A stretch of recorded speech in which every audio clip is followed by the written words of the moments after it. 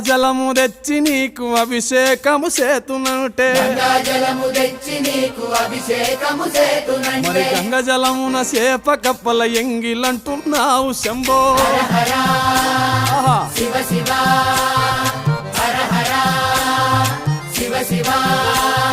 సాంబ శివ నీదు మహిమ ఎన్నటికీ తెలియదాయే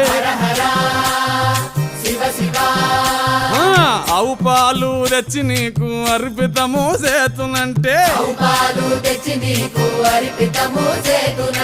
ఆవు పాలన లేక దూడల ఎంగిల్లంటున్నావు శంభో ఓహో గట్టిగా అది సాంబ శివ నీదు మహిమ ఎన్నటికీ తెలియదాయే